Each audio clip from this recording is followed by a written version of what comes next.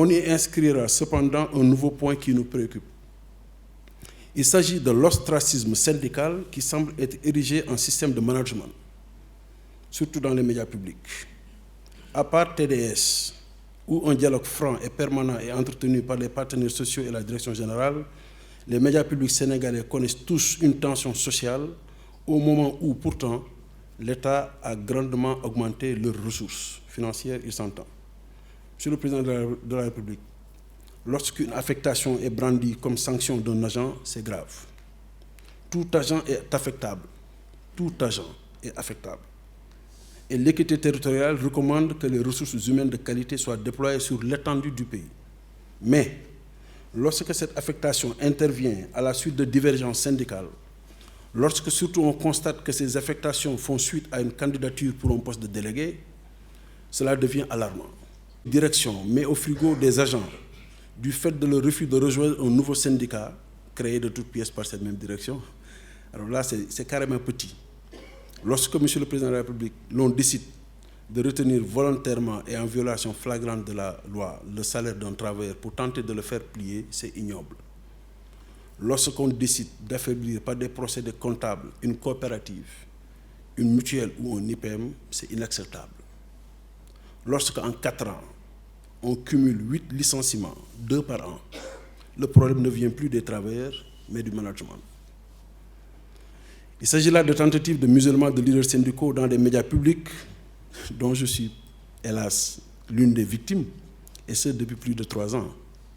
Pour faire taire un secrétaire général des syndicats coupable de soutenir ses camarades, la décision unique a été prise de lui couper son salaire et de suspendre son contrat, comme ça, et de l'obliger à passer la plupart de son temps au tribunal. Mais bon, comme on dit, Dieu est au contrôle, comme disent nos amis ivoiriens. Vous verrez donc, Monsieur le Président de la République, dans la rubrique revendications nouvelles, l'évocation de l'APS, du Soleil et de la RTS dans le cahier des doléances. Monsieur le Président de la République, notre cahier de doléances de cette année surlignera les nombreuses entraves à la liberté syndicale qui y ont cours. Cela d'autant plus que ces dernières années, l'État du Sénégal a fait des efforts financiers considérables pour élever le niveau de performance des médias publics.